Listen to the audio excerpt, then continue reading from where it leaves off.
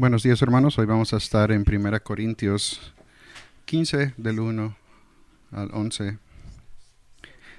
El pastor está comentando ahorita de uno de los misionarios que están buscando un poco más de provisión y el pastor quiere avisarles a la congregación que si quieren apoyar a los misioneros de la iglesia, se le apreciaría mucho. Si tiene alguna pregunta, puede preguntarle al pastor o tienen la carta que escribieron ellos en el vestíbulo.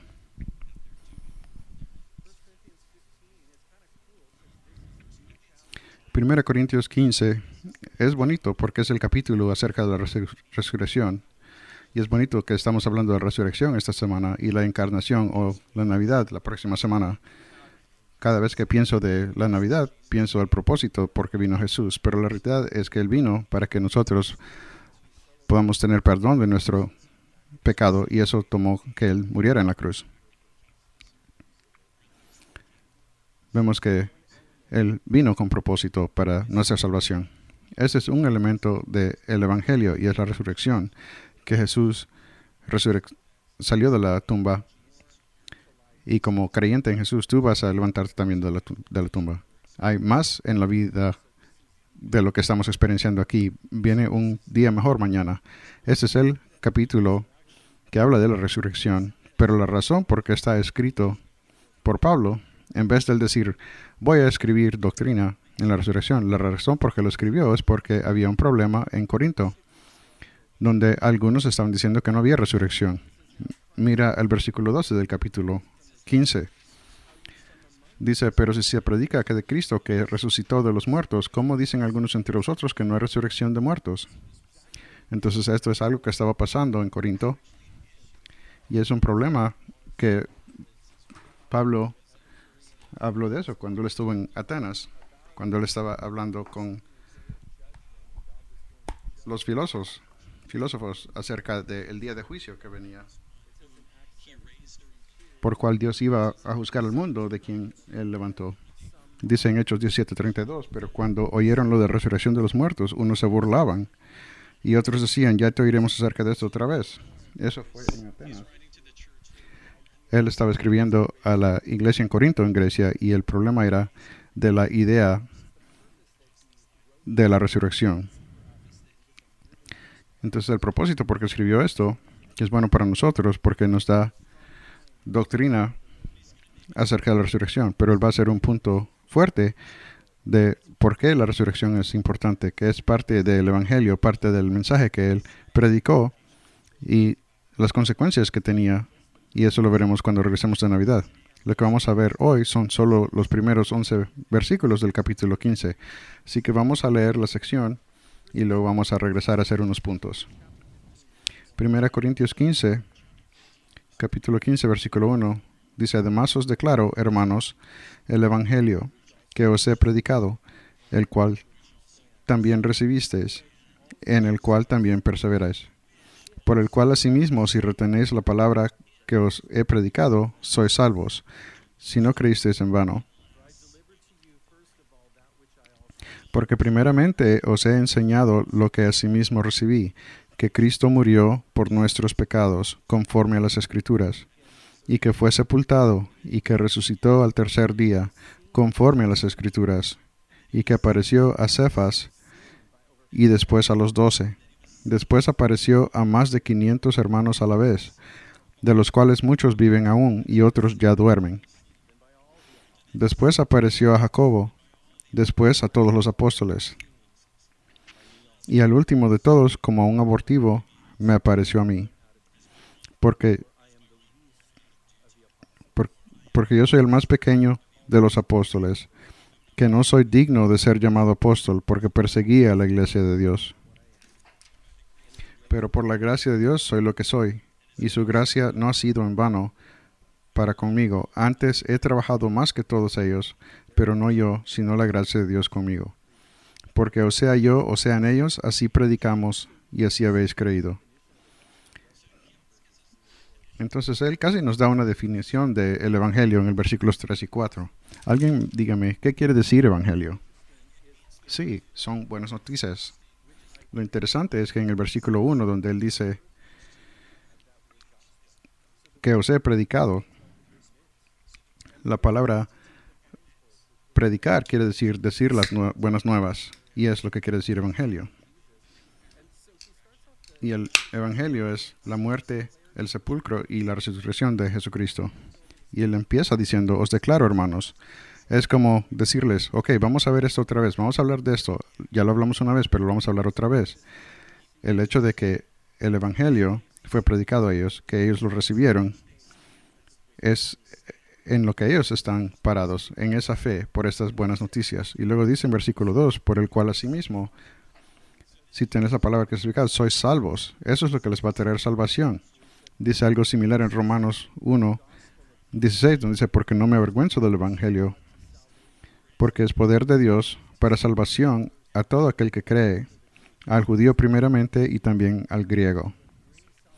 Entonces, las buenas noticias de Cristo es lo que trae salvación, pero mira esa calificación ahí que dice a todos los que creen.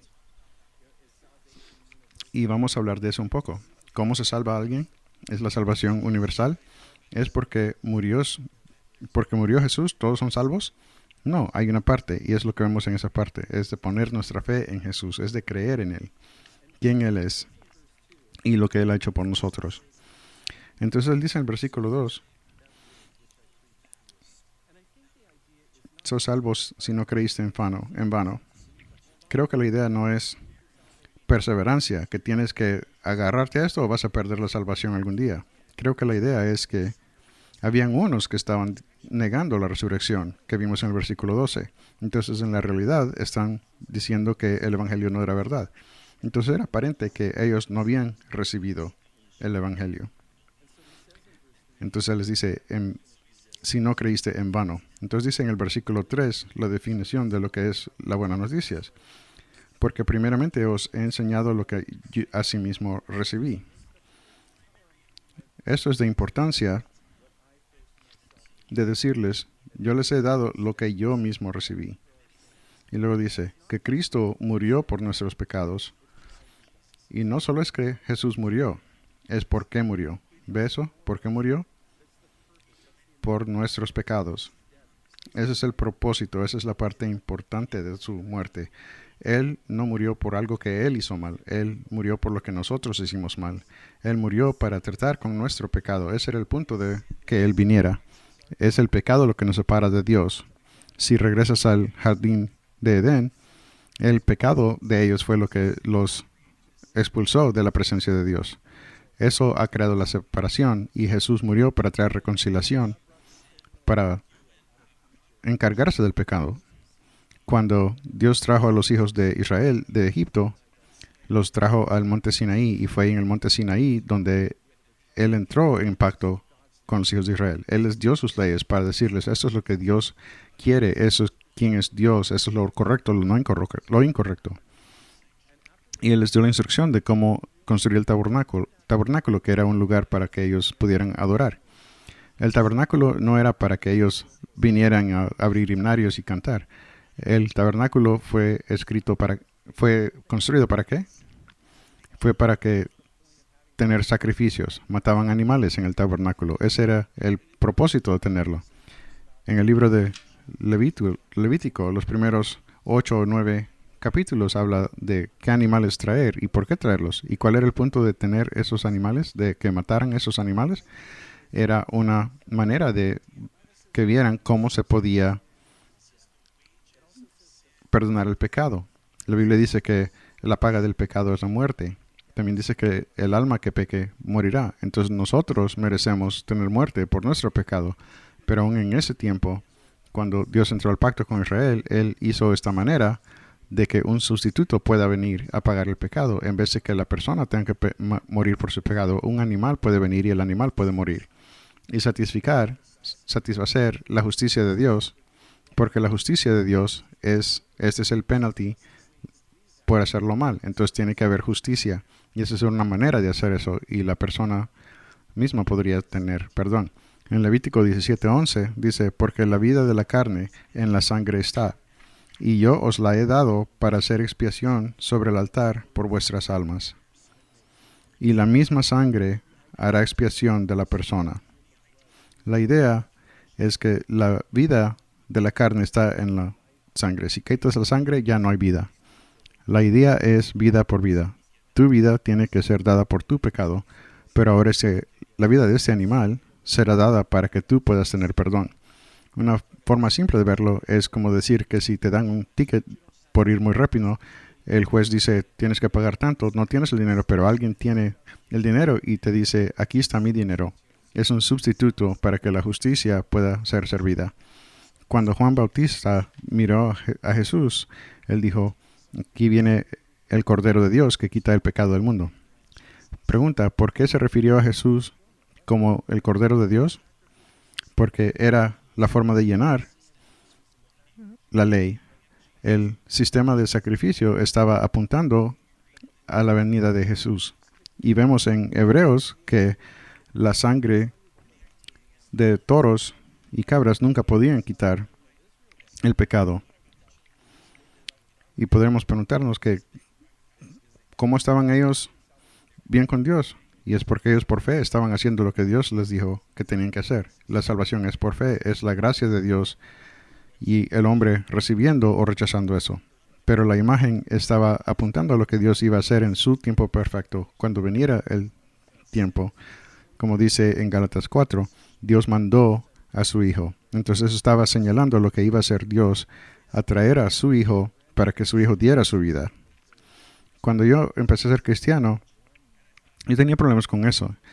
Y yo decía, ¿por qué la muerte de un hombre puede dar perdón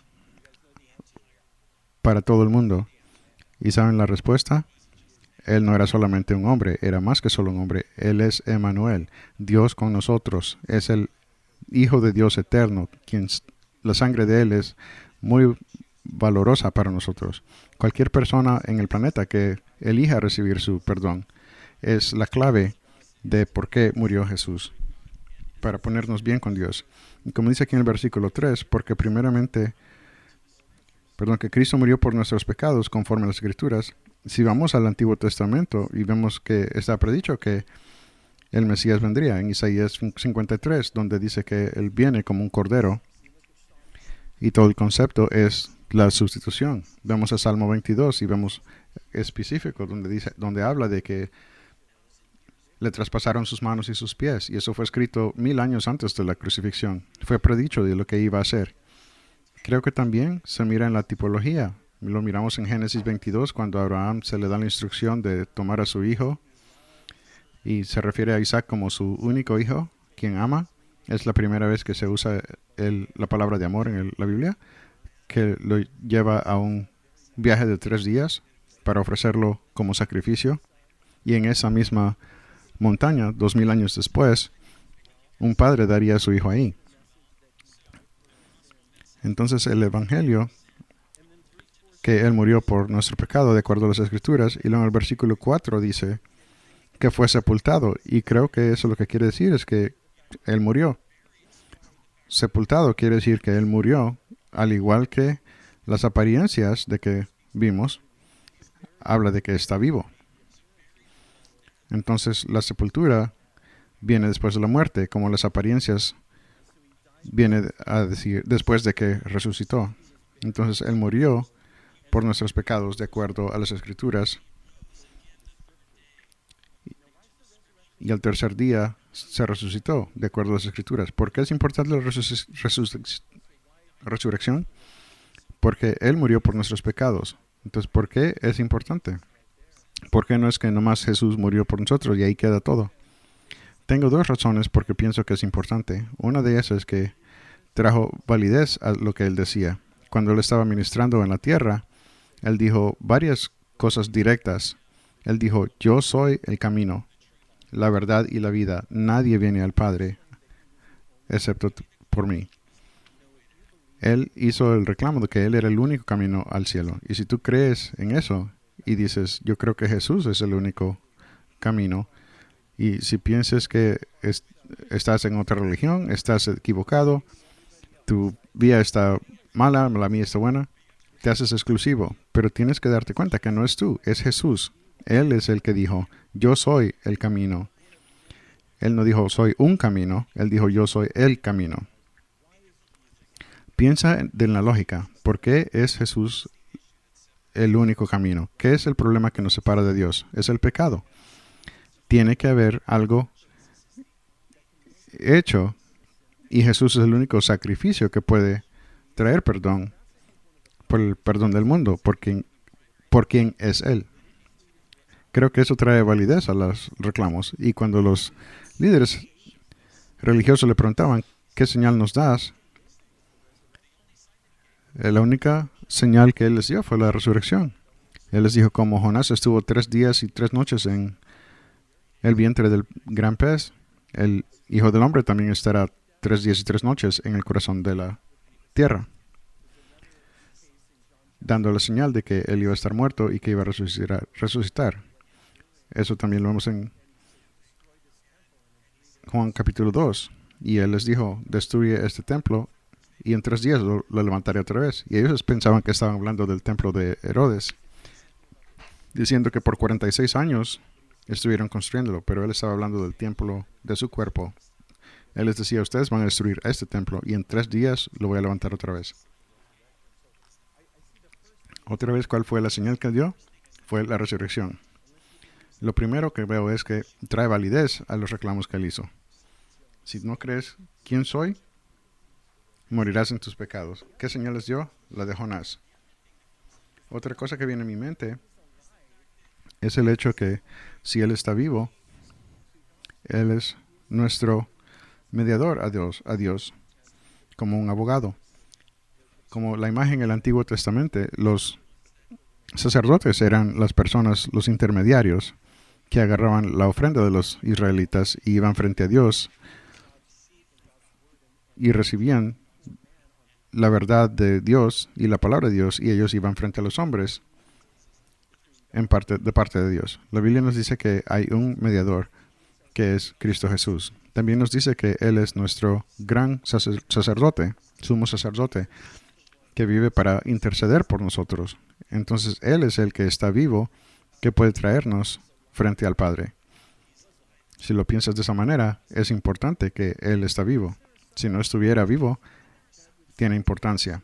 Hay algunos comentaristas que dicen que la resurrección, el hecho de que Dios los levantó de los muertos, quiere decir que Dios aceptó su sacrificio suficiente por los pecados del mundo. El hecho de que Él murió y Dios lo levantó de los muertos es como Dios decir, ok, acepto eso como pagado por completo por el pecado del mundo para los que crean en Él. Entonces hay varias razones por qué es importante, y como dice aquí también, se levantó al tercer día de acuerdo a las Escrituras. Vamos a ver otra vez en el Antiguo Testamento. Y voy a Isaías 53 y miro lo mismo. No solamente habla de su muerte y de su muerte sacrificial, pero dice que vamos a ver sus días que Él va a estar viendo otra vez. Y también como en Jonás, 3 días y 3 noches. Pero en Salmo 16, donde Pedro habla de esto,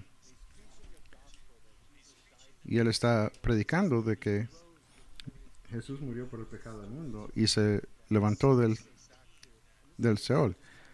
Pero Pedro se refiere a Salmo 16:10, porque no dejarás mi alma en el Seol, ni permitirás que tu santo vea corrupción. Entonces él está regresando a este salmo y lo está aplicando a Jesús, como si él estuviera diciendo, no vas a dejarme en el Seol, que es la palabra del Antiguo Testamento, donde iban los espíritus que habían pasado, la tumba. Y el pensamiento paralelo, que no permitirás que tu santo vea corrupción, no se va a quedar en la tumba y va a empezar a deshacerse como la mayoría de los muertos, sino que se va a levantar otra vez de la tumba. Las buenas noticias, el Evangelio, es que Jesús murió por nuestros pecados, fue enterrado y se levantó al tercer día, de acuerdo a las Escrituras. La pregunta otra vez es, ¿cómo se salva uno? Si Jesús murió para que todos fueran salvos, y esas son buenas noticias, pero ¿cómo somos salvos? Hay algunas personas que piensan que es una salvación universal. Porque Jesús murió, todos son salvos. Te vas a ir al cielo si quieres ir o no quieres ir, porque Jesús murió. Eso no es cierto. No hay ninguna verdad en una salvación universal. En un sentido puedes decir, todos somos hijos de Dios en el hecho de que somos creados en la imagen de Dios, porque el hombre es creado a la imagen de Dios. Pero solo somos hijos de Dios si ponemos nuestra confianza en Jesús. Somos solamente adoptados a Jesús y recibimos la salvación que Él ha hecho posible. Quiero darles unas escrituras de eso. En Efesios 2, del 8 al 9, dice, porque por gracia sois salvos por medio de la fe, y esto no de vosotros, pues es don de Dios, no por obras para que nadie se gloríe. Esto aquí nega cualquier idea de que podemos nosotros trabajar para conseguir la gracia de Dios, el favor de Dios. Si hago yo lo que puedo, tal vez Dios me acepta. Pero aquí dice que no hay nada bueno que podemos hacer para ganar nuestra salvación. Mira que dice que es por gracia. Gracia es el favor de Dios que nos es extendido a nosotros y podemos recibirlo o rechazarla. Es un regalo, ¿no? El próximo domingo van a haber regalos que van a ser dados entre los unos y otros y tienes la oportunidad de recibir esos regalos o rechazarlos. Tienes la decisión. La salvación es lo mismo. Dios nos da ese regalo de perdón. Nada que nosotros merecemos. Es su favor que nos da a nosotros. ¿Y cómo lo recibimos? Por fe. La fe es nuestra parte. Nuestra parte es poner nuestra confianza en quien es Dios. Y lo que Dios ha hecho, lo que Jesús ha hecho por nosotros en la cruz, de morir por mis pecados.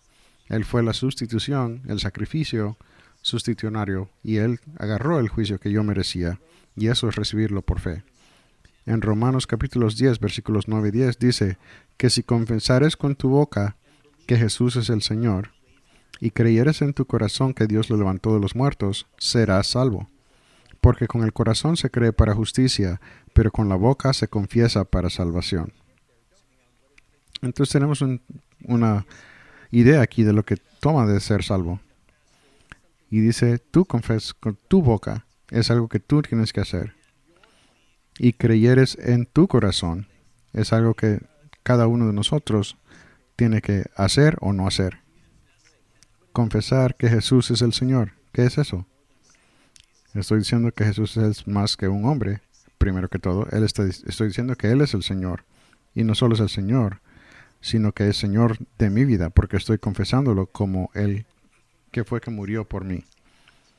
¿Y no es interesante que lo que dice de la resurrección?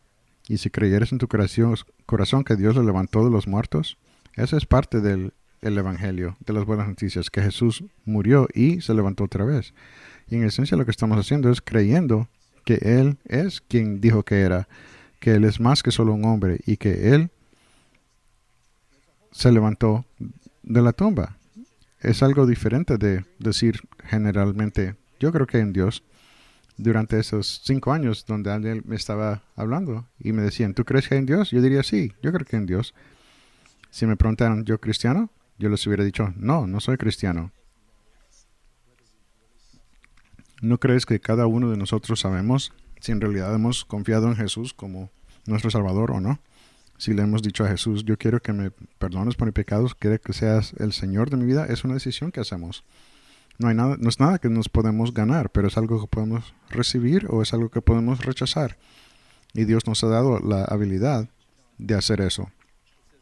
Otra escritura, Juan 1:12, dice, mas a todos los que le recibieron, a los que creen en su nombre, les dio potestad de ser hechos hijos de Dios.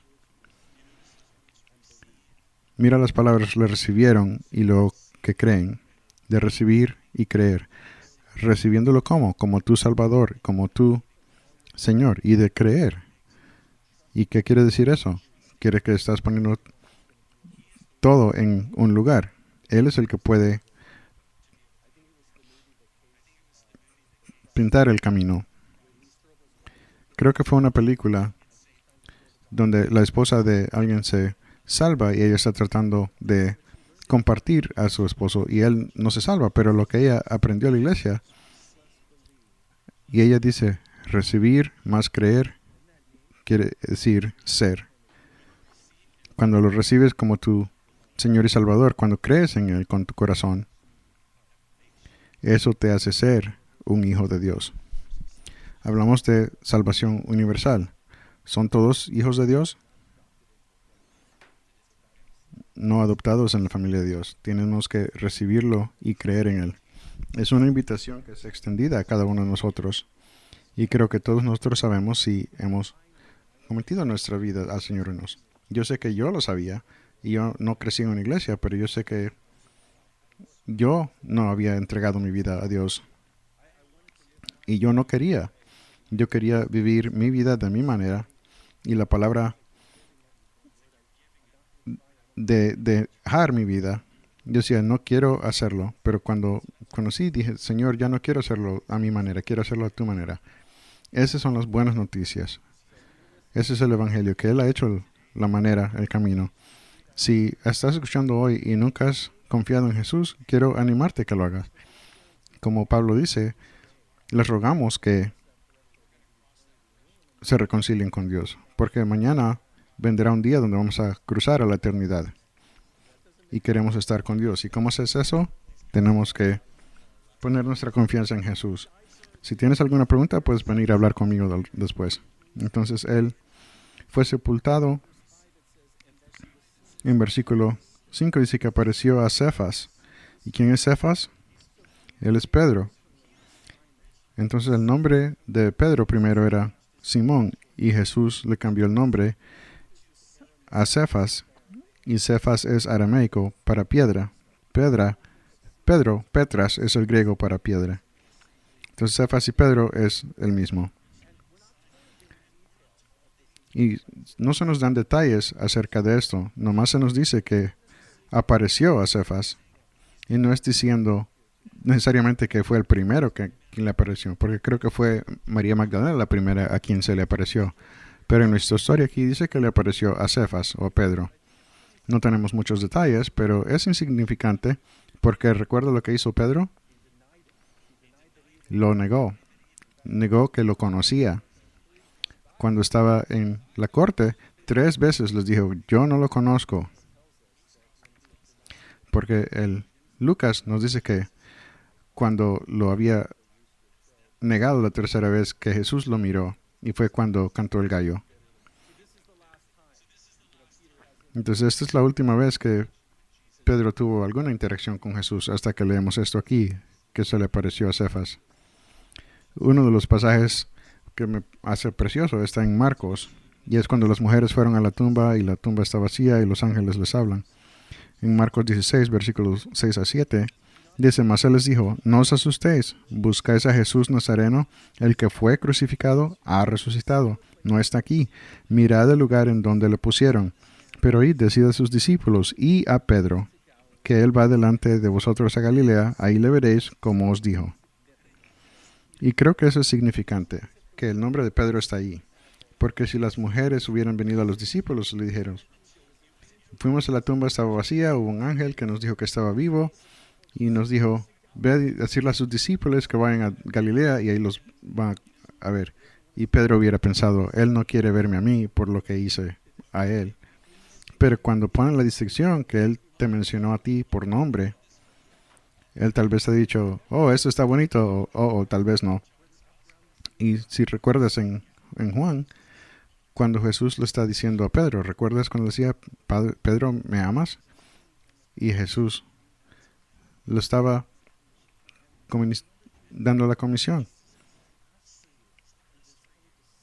Y recuerda que Jesús le dijo a Pedro, Satanás te ha pedido, y cuando regreses, refuerza a tus hermanos.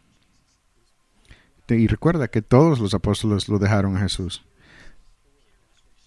Entonces, Pedro fue restaurado a ese compañerismo. Y eso no se nos dice mucho de ese tiempo cuando se juntaron, pero fue visto por Cefas y luego por los 12.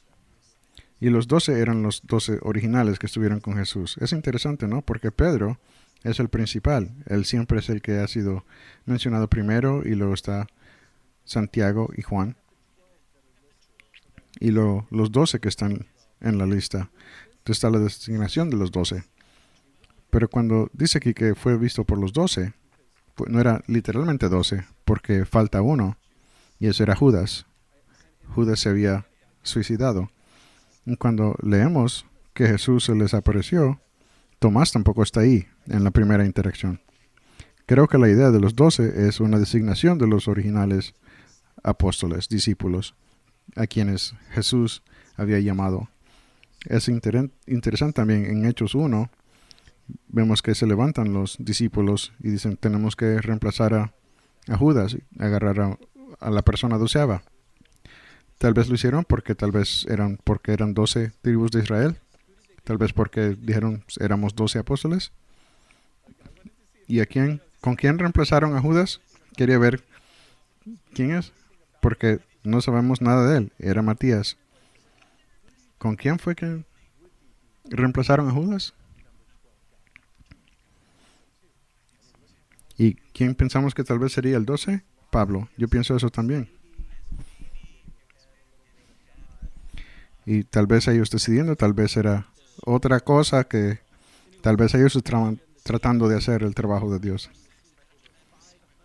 Y en el versículo 6, después apareció más de 500 de los hermanos a la vez, de los cuales muchos viven aún y otros ya duermen. Algunos ya se habían muerto, pero la mayoría estaban vivos todavía. Y esto es algo interesante en este versículo.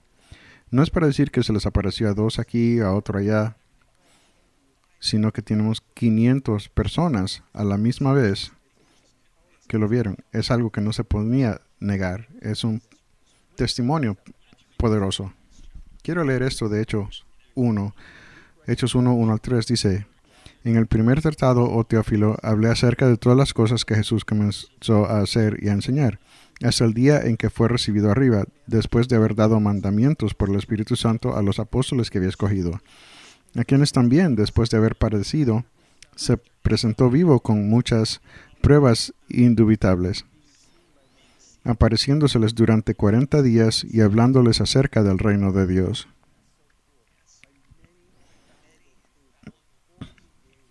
Por muchas pruebas indubitables, por 40 días Él se apareció, los está educando en el reino de Dios durante ese tiempo. ¿Y por qué está Pablo escribiendo otra vez el capítulo 15? Es porque habían personas que estaban diciendo que no había resurrección. Entonces Él está mostrando que esas son las noticias, que Él murió y se levantó otra vez. Y hay testigos de eso. Entonces los 500 que son mencionados aquí, luego dice en el versículo 7, después apareció a Jacobo. Este no es el Jacobo de Santiago, porque él murió hace tiempo en Hechos 12.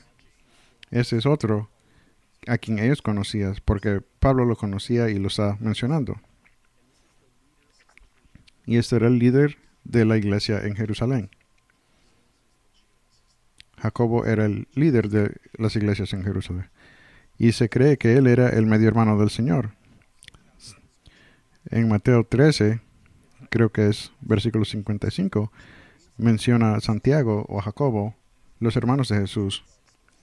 Y menciona que Jesús tenía hermanas también, pero él la Biblia no las menciona.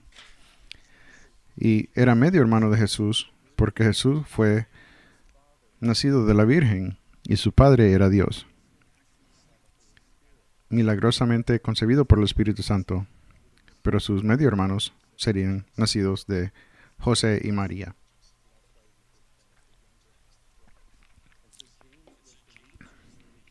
Entonces Jacob era el líder de la iglesia, y algo interesante aquí es que durante el ministerio de Jesús, sus hermanos no creían en él. Iban a la fiesta de tabernáculos y uno de sus hermanos le dice, ¿por qué no vas a mostrarte al mundo? Y nos dice en Juan 7:5, dice, porque ni aún sus hermanos creían en él. Pero llegamos a Hechos 1:14, donde están en el cuarto de arriba, esperando que venga el Espíritu Santo.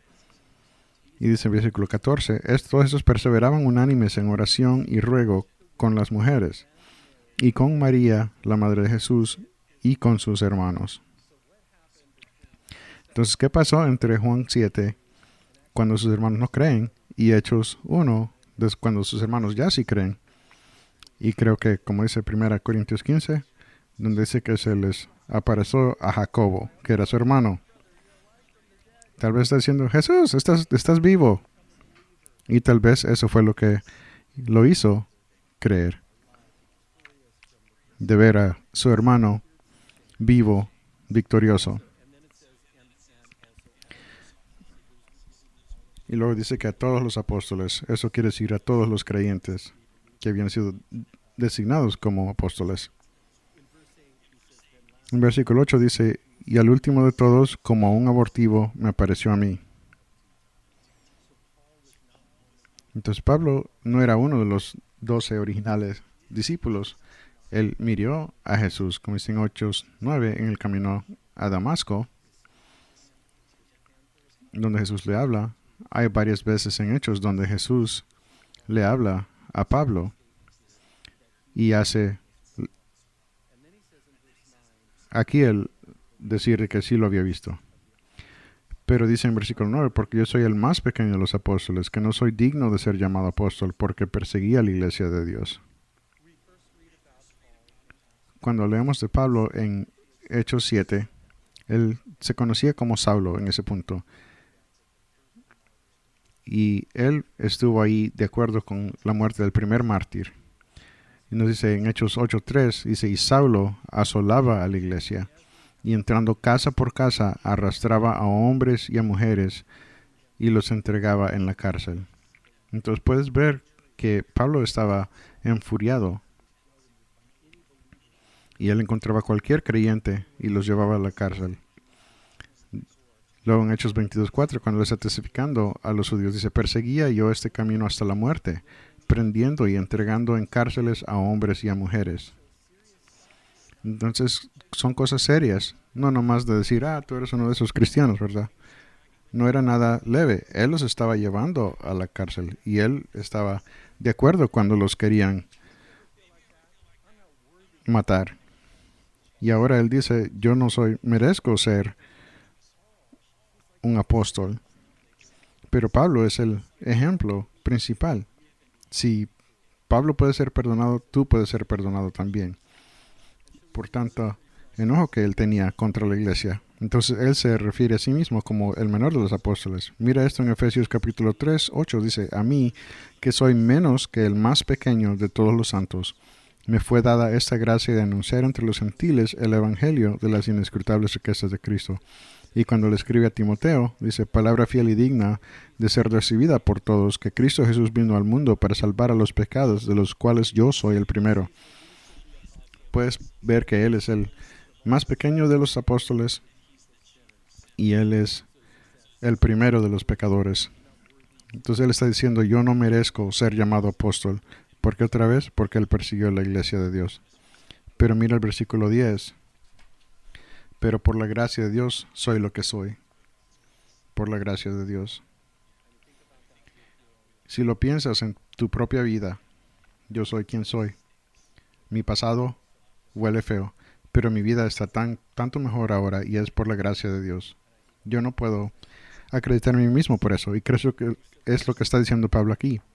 Por la gracia de Dios soy lo que soy y su gracia no ha sido en vano para conmigo. Antes he trabajado más que todos ellos. Y si lo piensas, Dios le dio su favor a Pablo y Pablo lo recibió. Como dijimos hace un ratito, que recibió el evangelio. Y él no dijo, ok, bueno, ya soy salvo, voy a llegar al cielo. Y al final voy a llegar al cielo porque Jesús murió por mí. Él dice que él trabajó más que todos. Y aquí hay una cuota de el comentarista, dice, viajó más, sufrió más oposición, escribió más libros del Nuevo Testamento y fundó más iglesias. Cuando Pablo fue salvado, él es como decir, Señor, traté de destruir tu Biblia y ahora quiero hacer todo mi poder para construirla. Él dio su vida entera para vivir por el Señor, un deseo y un amor por Dios. Y esto es al final de su vida, cuando ya ha estado arrestado, cuando ya ha ido a sus 3 viajes misionarios. Ya escribió casi todos sus libros y escribe esto en Filipenses 3, de 12 a 14. No que lo haya alcanzado ya, ni que ya sea perfecto, sino que prosigo por ver si logro hacer aquello para lo cual fui también asido por Cristo. Hermanos, yo mismo no pretendo haberlo ya alcanzado, pero una cosa hago, olvidando ciertamente lo que queda atrás y extendiéndome a lo que está delante. Prosigo a la meta, al premio del supremo llamamiento de Dios en Cristo Jesús. ¿No te gusta el corazón y la motivación que tiene Pablo? Él ya lo ha entregado todo y quiere seguir dando más y más y continuar hasta llegar al final. Entonces, él dice, mi vida es por la gracia de Dios. Y su gracia no ha sido en vano para conmigo. Antes he trabajado más que todos ellos, pero no yo, sino la gracia de Dios conmigo. Todo lo que hizo Pablo, al final de todo, él dice, no me miren a mí como que yo hice algo bueno, porque todo eso es la gracia de Dios. No puedes ver a Pablo quitándose esa corona y poniéndola a los pies del Señor cuando Él llega a su presencia, diciendo, tú fuiste lo que hiciste, es tu gracia. Creo que es en 1 Pedro 1, donde dice algo como, pon tu esperanza completamente en la gracia que va a ser revelada a ti cuando regrese nuestro Señor Jesús. ¿Cuál es tu esperanza de estar frente a su presencia? Y Pedro dice, déjala completamente en la gracia de Dios. Es el favor de Dios. La única razón por cual tenemos cualquier esperanza es porque Dios ha extendido esa gracia para nosotros. Y para acabar dice, porque o sea yo o sean ellos, así predicamos y así habéis creído. Entonces lo voy a preguntar, porque ahora están diciendo, negando la resurrección. Y eso lo vamos a ver cuando regresemos de Navidad. Las buenas nuevas es lo que nos salva. Jesús murió por nuestros pecados. Él se levantó y está vivo. ¿Eh? Si podemos orar por ustedes, vengan enfrente, por favor. Gracias, hermanos.